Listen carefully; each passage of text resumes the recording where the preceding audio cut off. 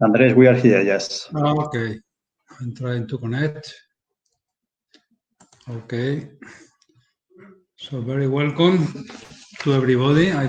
Okay, Pedro, how are you? I'm fine. You? Nice to see you again. Bueno, yeah, see, I passed the COVID. I was in the hospital for 10 days, but now it's rather okay. Okay, good to know that you're fine. You know, where is the speakers are also engaged? The speakers are also there, so we are waiting for you. The audience is also waiting for your introduction, 35 people. Okay. So, well, then welcome to everybody. I guess there are about 42 people in the rooms. Thank you for coming. And this session is all about the several Civitas projects that have been coordinated by Pedro Pérez Losa, who is the project officer of urban mobility in the unit of transport in the Innovation and Network Executive Agency. And then probably Pedro will introduce you the three projects that are going to present the results in this session, and all connected, as I said, to different planning issues in different cities. And then probably we'll have a nice discussion after the session with all the results from the three projects all together. So I would suggest to having 15 minutes of presentation each, plus the introduction from Pedro, and at the end, perhaps we can interact with some final conclusions out of the three projects. So Pedro, could you introduce the session on the technical content side? Okay, thank you very much, Andres, for this very short presentation. As you said, my name is Pedro. I'm working as a project officer at Atenea. I'm working with the H2020 Transport Unit and dealing, among others, with urban mobility projects. Please note that this session and the next one are focused on sustainable urban mobility planning and its solution. And during actually this session, three projects will introduce their progress and also the results. All of them are, Andres already mentioned it, are under the framework of Civitas and the European Platform on Sustainable Urban Mobility Plans. Well, as you already know, the European Commission is funding initiatives to increase awareness and knowledge at all organizational levels regarding sustainable transport and its benefits. The main goal is to support the national, regional, and local governments to develop and facilitate the structures for sustainable urban mobility plans. One of the ideas is to assist the decision makers to implement policies. At the end, all this will also enable cities to optimize urban space as well as its transport network usage.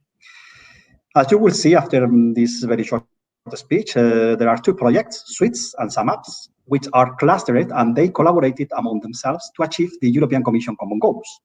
The third one, Reveal, is an example about how urban vehicle access regulations can be added to the sustainable urban mobility plans of several cities across Europe. Overall, these projects provide strategies to influence local, regional, and national policy, as well as legal and regulatory frameworks. They also contribute to improve information management, monitoring, and observation of freight and passengers. And all this, as you will see, clearly contributes to our main priorities. So before passing the floor to Andres and coming to the presentations, I would like to thank all the project's representatives for their valuable contribution towards the achievement of the main European Commission goals on this subject. So I give you the floor, Andres. Okay, thank you very much, Pedro. So then it's time to the first project, Suites. And then this project is going to be presented by the coordinator, who is Andree Woodcook, research professor. She is coming from the Coventry University in the UK, in the Centre for Arts, Media and Communities, and is working mainly, her group is working only mainly to the holistic perspective, looking at the inclusivity, accessibility, and all the aspects contributing to equal quality of life and sustainability in cities. So this project, Suites, is one of the samples of this kind of approach to look at the cities in an integral and global perspective for the whole multimodal journeys. So, Angie, I guess you are in the session, so you have the floor. We start now the Q&A session. Okay, so okay. You are open to receive any questions coming from the audience. Okay. To be answered by whoever it is addressed the question. Okay, let's open the chat. Is there any question also here?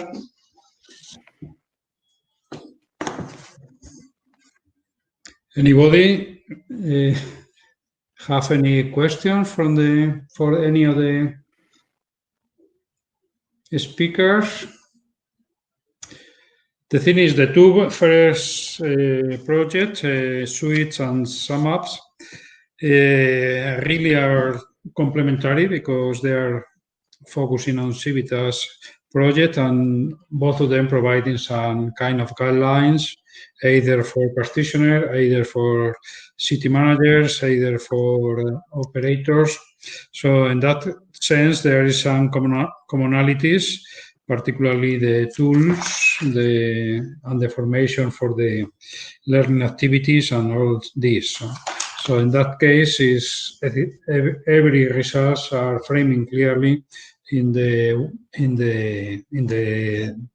Civitas world, I would say, through the LTIS web page, I guess, and then probably we can compare results from these two projects with the other projects, particularly the Prosperity project, which is the third one in the same cluster, I understood. But then the other project is the Reveal project is more related to air quality in central areas. And what is for me interesting is that they are combining quite restricted ambitions. So, I mean, having ultra low emissions only. It's not only reduction of emission, but almost having no emissions or totally avoiding any harmful effects from the car circulation and so on. So in that case, it's like a particular case in city centers that could be complement also more general planning ideas from the other two projects. That sense is also somehow complementary for this specific topic. Okay, having said that, I come back to the audience. I don't know if anyone can ask some more questions.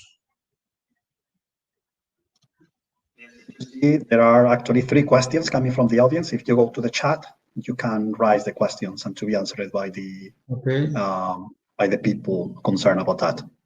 Okay, so yeah, see now. The first question is,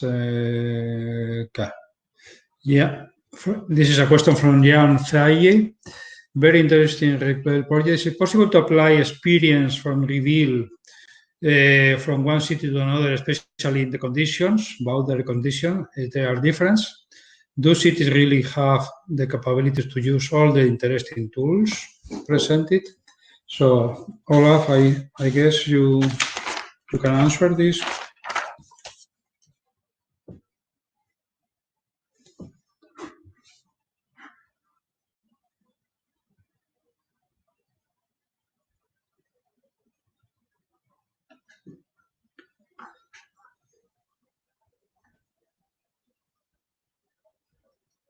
Apparently, Olaf cannot speak.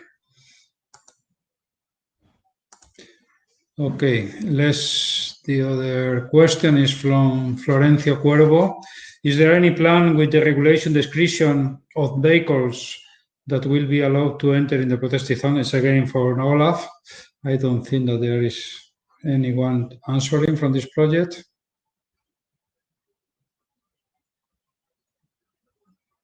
And there is a an answer from Nathanael Tan. Cities can never completely copy something from one another, but they have always similarities. This is self-answer. Okay, well, still we have more time.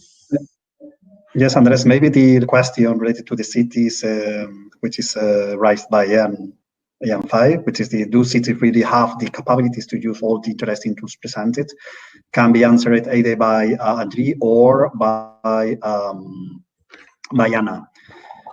So they are referring to the tools developed to support the implementation of the sustainable urban mobility plans. So maybe Anna can answer to that,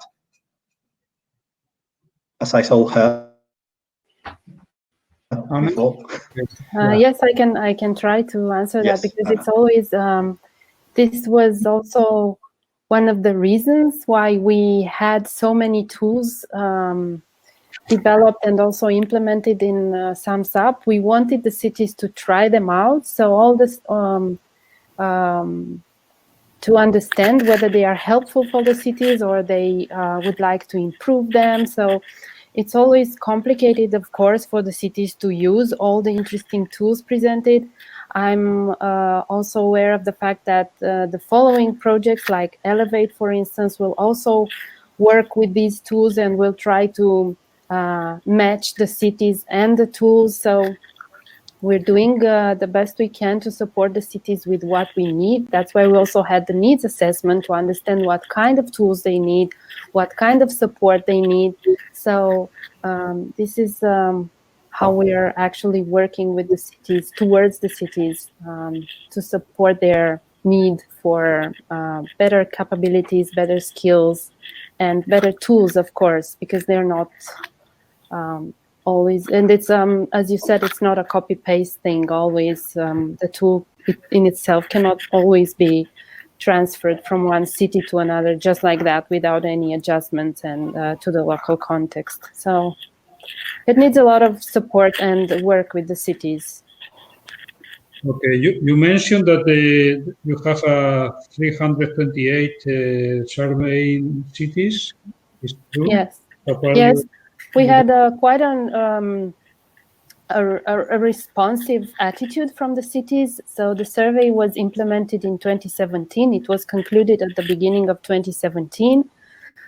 We had 328 eligible answers, because we had more answers than that, but we also had to see if there haven't been the same answers from the same cities or from different persons. So these were the eligible answers, plus the 18 interviews we had with some experts.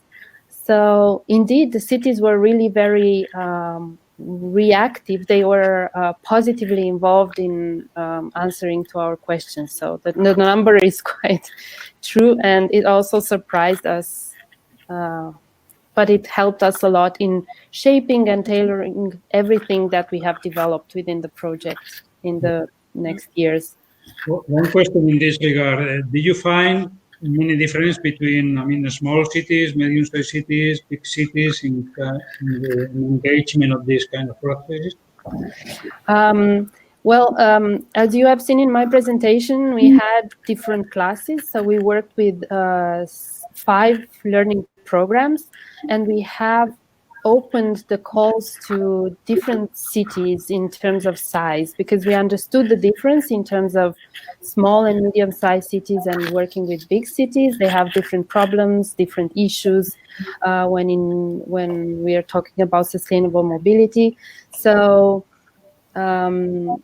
we've heard and we've worked with a lot of small and medium-sized cities, and it was quite an experience to have them on board. And they were very reactive, and they were very involved, and they were very committed to the work they were doing. So it was really quite an experience, I have to say. I'm always talking about this issue when I talk about Sums Up. There is another, thank you, Anna. There is a question from Salvatore Dio related to the home to work or study mobility plans. Is they should be part, and Andri has already answered to that. Could you say some words more about that? Please switch on your micro. Okay. In relation to the last question, I think there was an issue with the local authorities in terms of the capacity they have to actually use some of the tools, especially the data capture material that we provided by them. And that's why we always thought that just giving information tools needed to go hand in hand with a wider capacity building program within the local authorities, so that they have the support structures within them to be more innovative and exploratory in the use of the tools. With the question that I was asked and then answered, of course, yeah, I think so. It should be definitely a part of the development of SOMs. Yeah, transport doesn't exist on its own. We're all moving about to get to places, and it would be really nice if we could bridge that gap between providing integrated transport and actually what the rest of the city's doing and their plans, because it has to go hand in hand. We talk about some land use planning, but how about what the companies are doing, what the larger institutions are doing, location independent working? Yeah, definitely. It's all part of a big, wider problem. And I think working together, we'll be able to solve some of those problems. So, yeah. Okay. So Nathaniel can also agree with this idea, which is logic. And also you mentioned, Andri, in your communication that you have a special training material for involving communication to citizens as well. So this could be complementary to this integration of all the different activities through this citizen participation and engagement.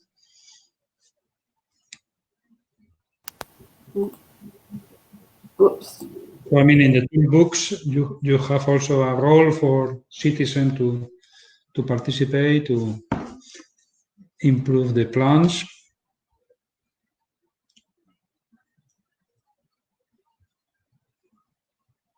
I think we cannot hear you, Andri.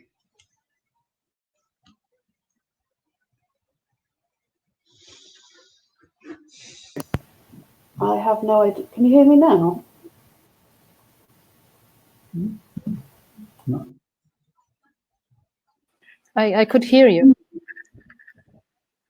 Not anymore. No, Andri, something happened. Andri, not.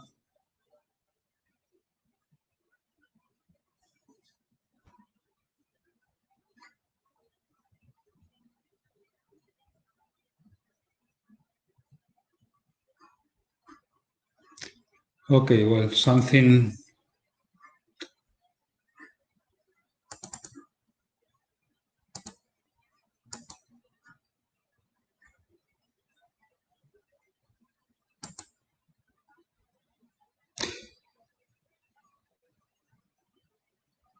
So something happened with the other speakers. Pedro, could you hear us?